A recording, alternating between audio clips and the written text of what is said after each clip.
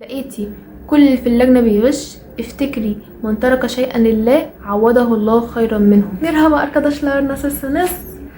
ده اول فيديو ليا على اليوتيوب، فقررت ان هو هيبقى فيديو عن الثانوية العامة بما ان احنا خلاص 5 ايام وهنبقى في لجنة الثانوية العامة. مش انا الحمد لله الحمد لله الحمد لله الحمد لله يا رب اني افتكيت منه. انا كنت زيكم كده السنة اللي فاتت، انا جاية اقول لكم تعملوا ايه وتتعاملوا ازاي مع المراقبين وتتعاملوا ازاي مع البابل شيت. فيلا بينا نبدأ بالبابل شيت. بصوا ده هيبقى شكله. هنا المقالي، هنا كنت بجرب فيه السنة اللي فاتت لما كنت زيكم، فهنكمل عليه. بص خلينا نعتبر ان الرقم اللي انا كنت كاتباه فوق ده هو رقم جلوسنا، تمام؟ اللي هو 1 2 3 4 5 6 ايا يكن. هتيجوا جنب الواحد، تمام؟ الخانة العمودية دي في عمودي اهو وافقي، تحت الرقم عمودي وجنب الرقم اللي زيه هتظلله. تحت الرقم عمودي وافقي للرقم اللي زيه هتظلله، كذلك تحت الرقم العمودي وجنب الرقم الافقي هتظلله. ده كان 1 اهو، 2 اهو، 3 هتظلله هنا، 4 هتظلله هنا. اعتقد الجلوس مهم جدا، لازم تبقوا مركزين او وانتوا بتظللوه عشان خاطر انتوا بتتعاملوا مع آلة. تاني حاجة برضو مهمة النموذج. لو نموذج ألف ركز واعمل نموذج ألف، نموذج ب ركز واعمل نموذج ب، ما تبقاش نموذج ب وتعمل نموذج ألف. شكرا.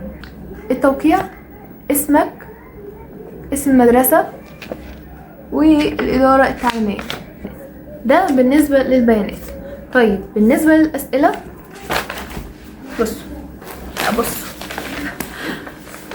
خلينا متفقين ان ال3 ساعات مش 3 ساعات عبارة عن ان انا مش هشوف ايه الصح واختاره والغلط اللي شخبط عليه واعمل الكلام ده.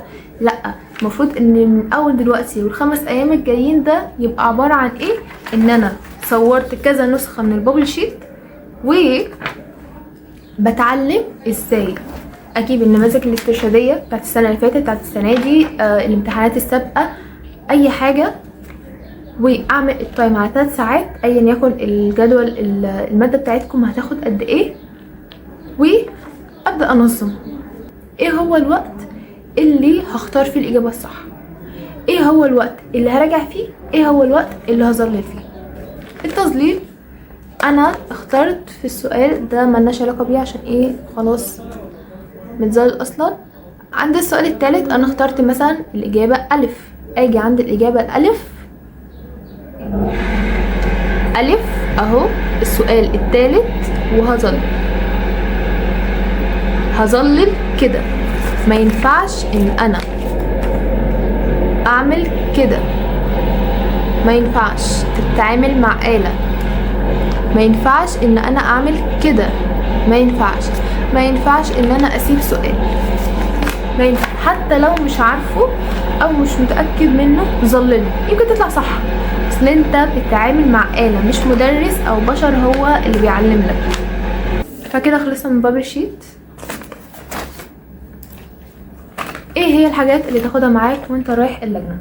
اقلام طبعا، قلم رصاص، سنون تاخد معاك سنون، مش سنون تاخد معاك براية. تاني حاجة الاستيكة. تالت حاجة القلم الجاف. اعمل حساب زمايلك. فكده قلنا الاقلام، قلنا الاستيكة. تالت حاجة تاخدها معاك مسكن انت مش عارف او ما تعرفش ايه اللي ممكن يحصل في اللجنة، فاعمل حسابك لكل حاجة عشان خاطر لو في تعب او اي حاجة في اللجنة خلاص انا عامل احتياطي اسكن التعب ده لحد ما اخرج، اصلا مش وقتك، مش وقت تعب خالص. رابع حاجة مية ساقعة. احنا في صيف، فانت لو تطول ان انت تاخد معاك دش متنقل اعملها. خامس حاجة خد ساعة في ايدك عشان خاطر تبقى عارف ايه هو الوقت اللي اختار فيه، ايه هو الوقت اللي راجع فيه، ايه هو الوقت اللي هظلل فيه. تمام؟ عشان ما تتفاجئش ان خلاص بقى 5 دقايق وهلم الورق وانت لسه ما ظللتش. سادس حاجه النرجافيكس، دي انا بقولكش اعتمدها، دي معايا من الثانويه العامه، من بعدها انا ما استعملتهاش تاني. ليه كنت باخدها معايا؟ عشان خاطر اوقات كنت ببقى مطبقه، اوقات كنت ببقى مرهقه جدا، فاول ما احس نفسي كده في اللجنه مفيش وقت، اطلع واخد وخلاص كده افوق والدنيا تبقى لذيذه. بعد ما اخرج بقى هنام، ما اعتمدهاش بعد الثانويه العامه، خلاص كده خلصت. خلينا متفقين بقى، خلاص احنا عرفنا نعمل ايه في البابل شيت، عرفنا ناخد ايه معانا. تصلي قبل ما تروح، تدعي كتير، انت بتصلي تبقى مجهز نفسك، خد شاور قبل ما تروح، اي حاجه عشان تفوق، وروح توكل على الله قبل ما تروح. اوعى تغش، اوعى تغش، صدقني مش هتستفاد حاجه ان انت تدخل اللي ربنا كاتبهولك، اصل انت كده كده هتدخل اللي ربنا كاتبهولك. غشيت ومتاكد من اجاباتك 100% هتدخل ربنا، بس خليك مستحق اللي ربنا كاتبهولك. يعني انت عايز تدخل كليه طب علشان تبقى دكتور ولا عشان تبقى دكتور ناجح؟ انت عايز تدخل كليه ألسن عشان تبقى مترجم ولا عشان تبقى مترجم ناجح؟ انت عايز تدخل كلية حقوق عشان تبقى مستشار ولا مستشار ناجح؟ دي لا تفرق. كتير جدا بيدخل كلية حقوق، هل ده معناه ان كلهم ناجحين؟ لا. كتير قوي بيدخل كلية ألسن، هل ده معناه ان كلهم هيبقوا شطار في مجالهم؟ لا. كتير قوي بيدخل كلية طب، هل ده معناه ان كلهم دكاترة متميزين؟ لا لا. اللي يستحقها هو اللي يبقى متميز فيها. يا فرحة اللي داخل كلية طب وهو مش عارف يتخرج منها. لو لقيتي كل اللي في اللجنة بيغش، افتكري من ترك شيئا لله عوضه الله خيرا منه. سيبيه يغش، ملناش علاقة خالص. دي مش اخر مرة هتطلبي فيها من ربنا انه يوفقك، لسه المشوار طويل خالص. مش معنى اللي نجح في الثانوية العامة يبقى هو كده نجح، لا. النصيحة الأخيرة، خليكم مرنين في أحلامكم.